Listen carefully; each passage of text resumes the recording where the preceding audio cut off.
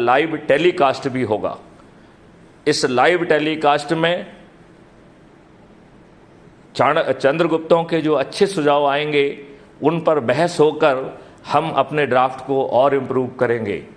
जब चंद्रगुप्तों के साथ चर्चा के दौरान सहमति बन जाएगी तब ये औपचारिकता के लिए विधानसभा या पार्लियामेंट में हाँ की जीत और ना के सिद्धांत के तहत कानून का सेप ले लेंगे।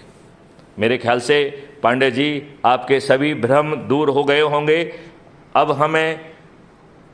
हम पुनः इस वीडियो के माध्यम से जन जन से जो है ना सहयोग मांगते हैं, टेक्नोक्रेट से सहयोग मांगते हैं, हर विद्वान से सहयोग मांगते हैं कि वो जो है यदि पर्दे के सामने आकर नहीं जुड़ना चाहते हैं तो पर्दे के पीछे सदस्य की भूमिका निभाएं और हम अपने भारत को गुलामों के नियम कानूनों से मुक्ति दिलाएं।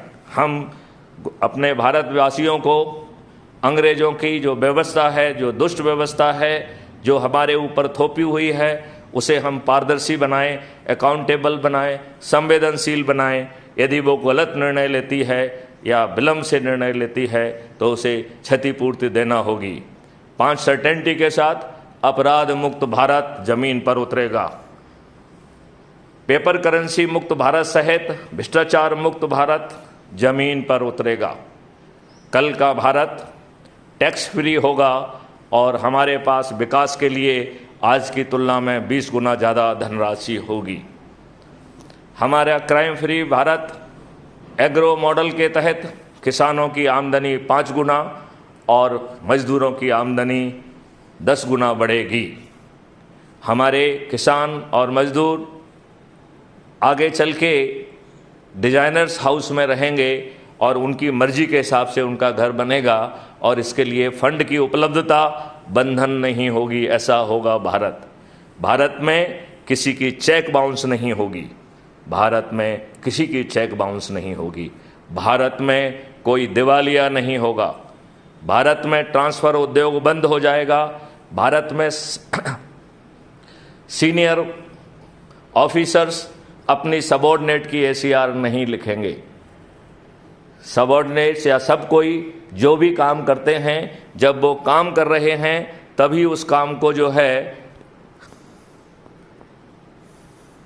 तभी उस काम के उनके एट्रीब्यूट्स को ज़मीन पर उतार लिया जाएगा और हम जो है उन एट्रीब्यूट्स के आधार पर एक परफॉर्मेंस इंडेक्स क्रिएट होगी और हमारे साथी अपनी परफॉर्मेंस इंडेक्स के आधार पर परफॉर्मेंस कम प्रेफरेंस के आधार पर अपनी पोस्टिंग तय कर पाएंगे। लिहाजा हम सबकी ऊर्जा केवल एक दिशा में जाएगी। इसी प्रकार इवन न्याय व्यवस्था वह पूरी तरह से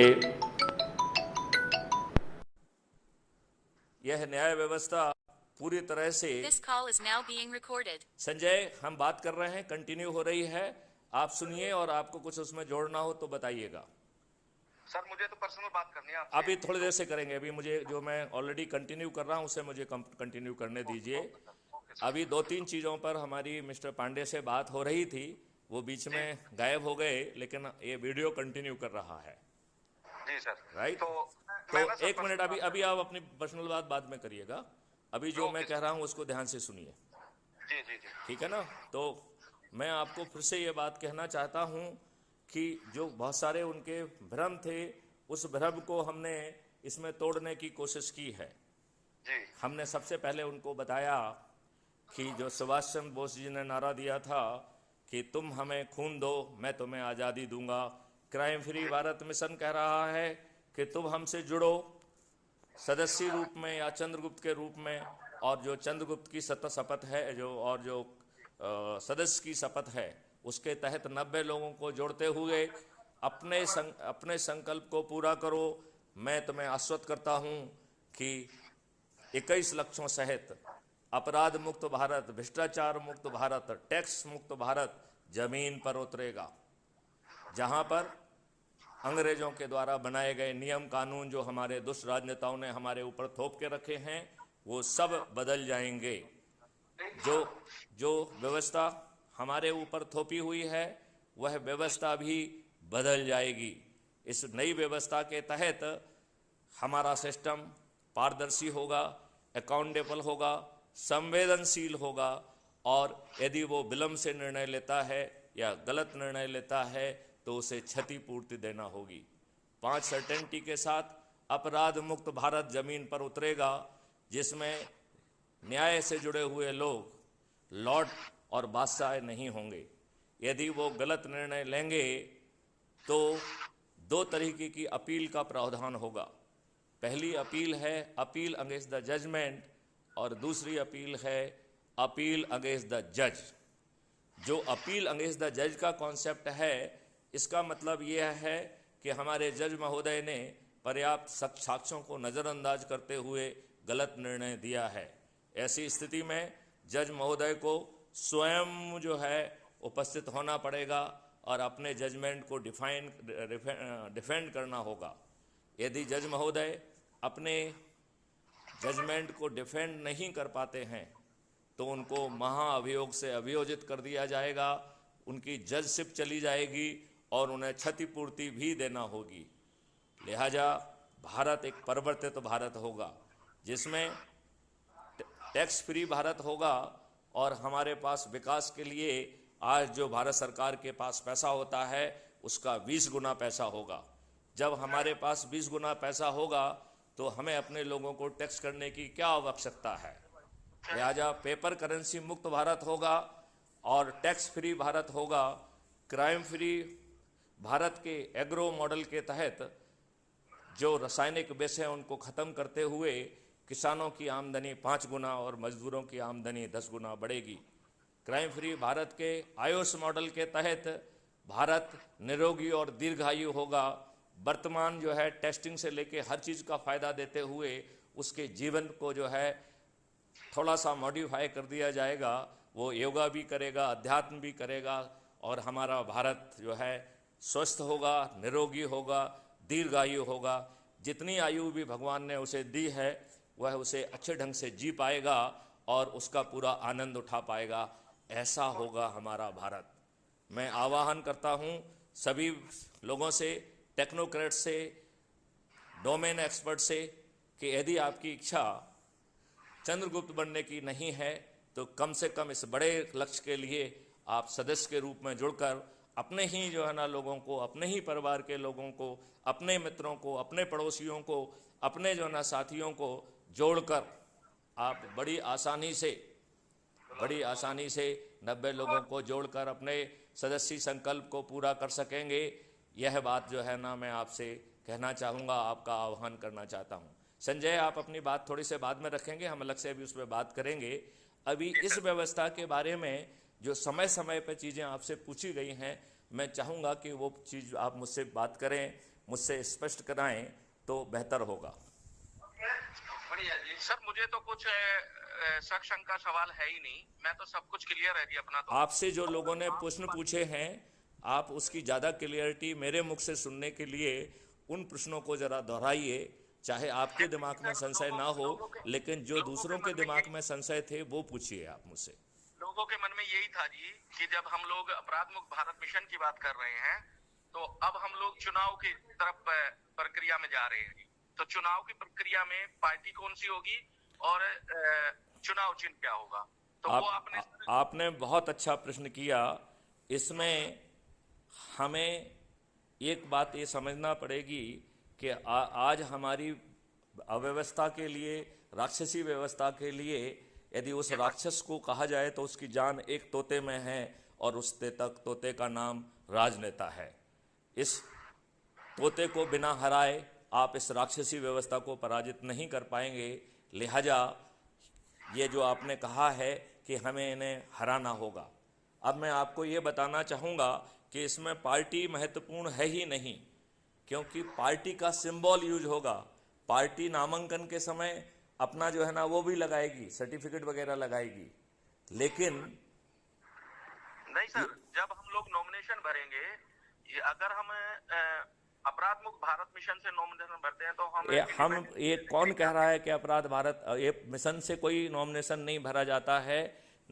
हमेशा नॉमिनेशन पॉलिटिकल, एक मिनट मैं जो समझा दूं आपकी सब सवाल निकल जाएंगे।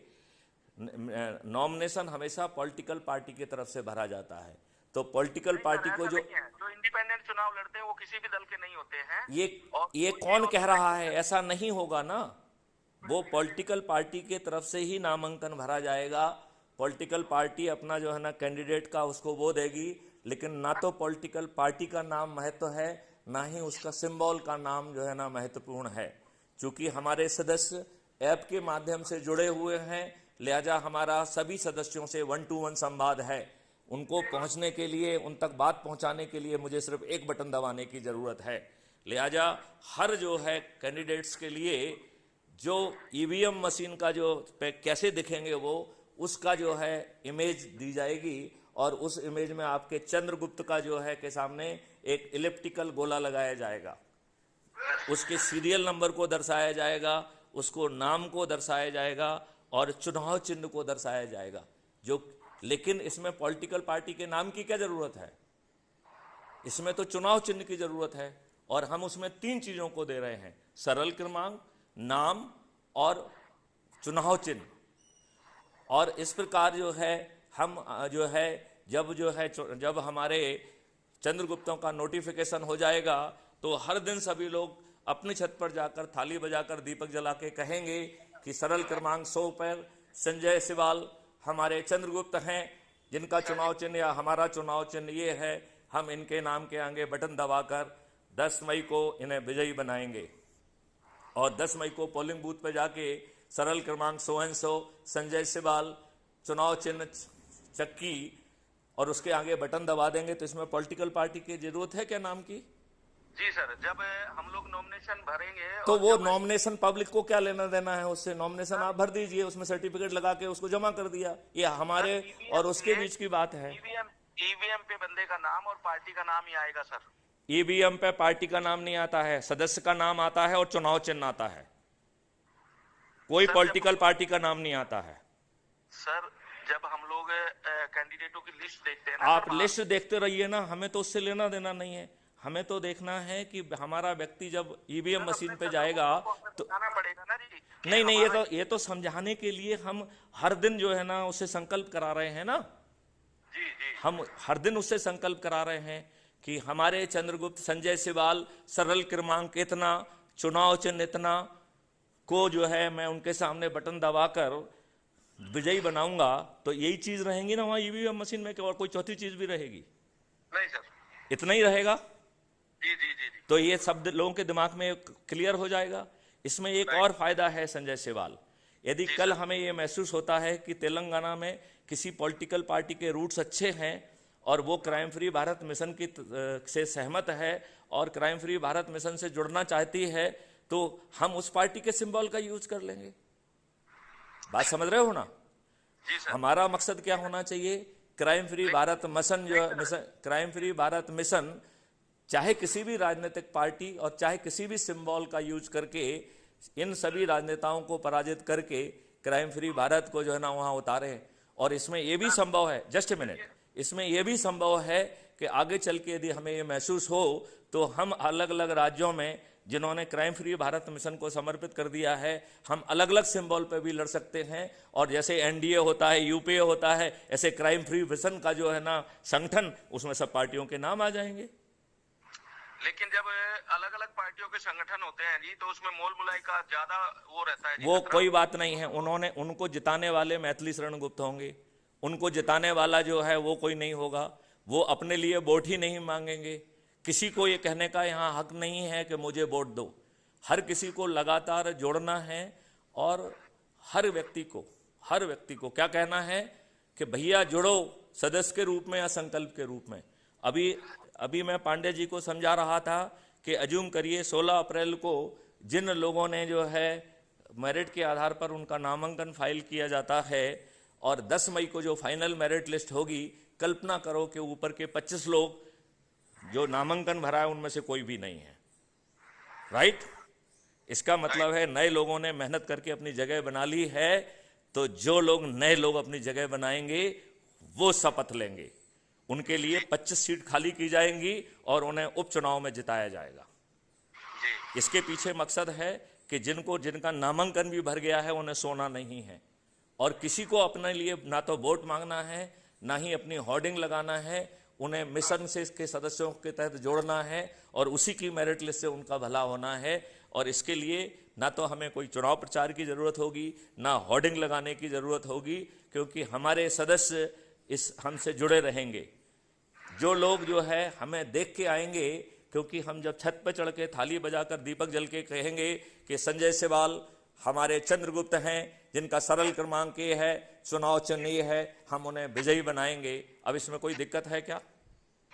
और हम आपको ये भी बता रहे हैं कि संजय सिवाल ने 1000 लोगों को जोड़ा है, लेकिन संजय सिवाल के क्राइम फ्री भारत मिशन के सभी सदस्यों के माध्यम से और जो इंड्यूस्ड लोग जो है क्राइम फ्री भारत मिशन को वोट देंगे, क्योंकि जो आपसे सदस्य नहीं जुड़े हैं लेकिन जो हमारे शंखनाद से और सिंहनाद से सुन के जो है वो भी कहेंगे कि हाँ, क्राइम फ्री भारत मिशन के चंद्रगुप्त संजय सिवाल को मैं विजयी बनाऊंगा। तो आपने कितने लोगों को जोड़ा? 1000 को। और आपको वोट कितने मिले? 3 लाख। तो किसने किसको जिताया? आपने जिताया या क्राइम फ्री भारत मिशन ने आपको जिताया? क्राइम फ्री भारत मिशन ने। करेक्ट। और क्राइम फ्री भारत मिशन का हर व्यक्ति 21 लक्षों से जुड़ा हुआ है। उसकी स्थिति एकदम चंद्रगुप्त जैसी होगी। उसके सिर पर सम्राट का ताज होगा, बट वो चाणक्यों से और 21 लक्षों से बंधा होगा। हमने अभी थोड़ी देर पहले उस प्रक्रिया को भी दोहराया है, आपके लाभ के लिए मैं दोहरा देता हूं। इन चीजों को सम्राट मतलब मुख्यमंत्री की जिम्मेवारी नहीं है, यह जिम्मेवारी चाणक्यों की है।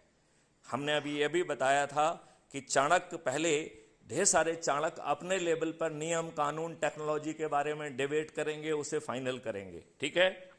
इसके बाद जो है ये चाणक्य पब्लिक में अलग अलग जगह जाकर संगोष्ठियां पब्लिक से करेंगे, जो कि लाइव होगी। पब्लिक से संगोष्ठी के दौरान जो उपयोगी सलाह आएगी उससे टेक्नोलॉजी कानून और सबको रिफाइन किया जाएगा। ये फर्स्ट डिग्री ऑफ रिफाइनमेंट होगा। इसके बाद चंद्रगुप्तों से भी चर्चा होगी, लेकिन वो विधानसभा या पार्लियामेंट के अंदर नहीं होगी। आई बात समझ में? अगला प्रधानमंत्री जो, अरे मेरी बात ध्यान से सुनो।